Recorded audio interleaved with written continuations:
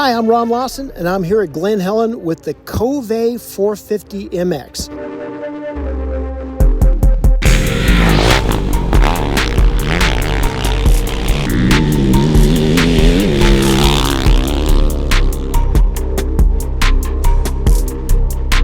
This is the first 2026 version of this bike that has been imported into the country. There was a pre-production version of this that we tried a few weeks ago. That bike was loosely based on the rally bike motor that they have. If you've been paying attention, Kove has had great success in the Dakar Rally. Well, they took the motor out of that bike, put it in the motocross chassis, changed the state of tune a little bit, and then boom, motocross bike. Now, the prototype we rode also had a 6-speed transmission. The gearing was a little bit crazy. The mapping was a little bit crazy. What it showed us was that the bike has potential. Now, if you look at this model, this is what the factory calls its factory edition. It has a KYB fork, still has a Yuan shock, Tiasco brakes, but all the components are pretty much first class. We've got billet hubs, we've got a billet triple clamp, we've got a titanium exhaust. Right here there's a map switch that allows 2 map options. The bike also has quick shift. As you can see, everything about this bike looks like the highest quality stuff from Europe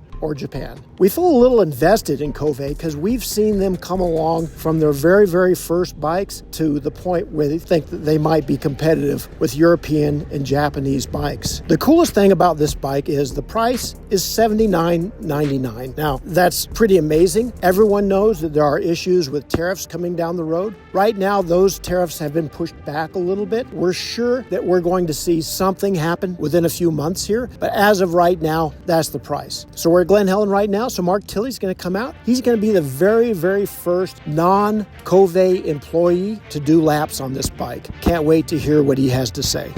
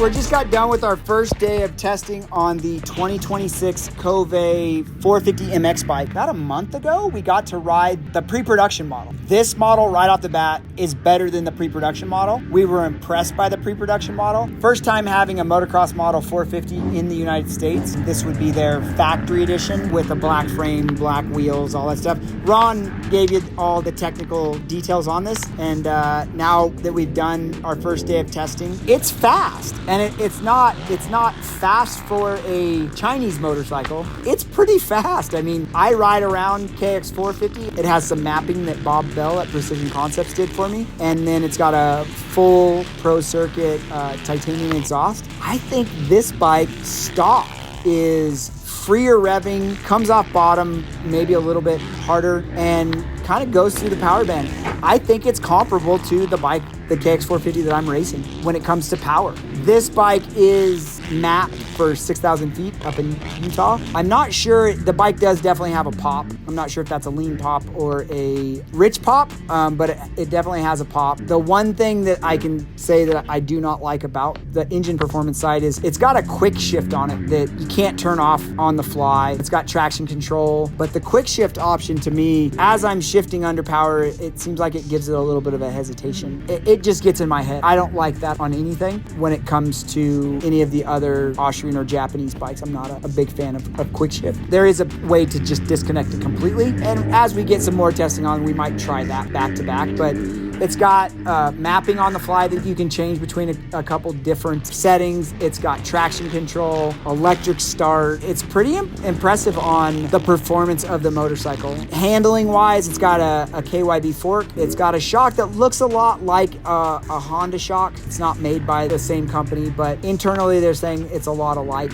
I have ridden the 250. The 250 has different linkage, and the 250 had more of a planted feel. 450 kind of has a little bit more of a stink buggy feel. This bike does have lots of engine braking, so as soon as you let off that throttle, it kind of throws you forward. 450 definitely has a stiffer feel all the way around, but then, like I said, more of a stink buggy feel in the rear to where it kind of pushes you forward. I'd like it to settle down a little bit more in the rear, but you're seeing Jared Hicks is the rider that you got to see on video. He rides the Honda a lot. He was pretty comfortable with the bike right away, but again, impressive all the way around. For a $79.99 price tag, to have the electric start and the different mapping options, the traction control, the quick shift, these guys have come a long way from what they're doing. They're doing lots of testing in-house and then relaying that back to the factory, and they're doing a great job. This is a good motorcycle for, you know, the average guy, maybe somebody that doesn't want to spend a bunch of money. $7,900 in the motorcycle world right now is definitely on the less expensive side. It's got a lot of the bells and whistles that some of the other manufacturers have.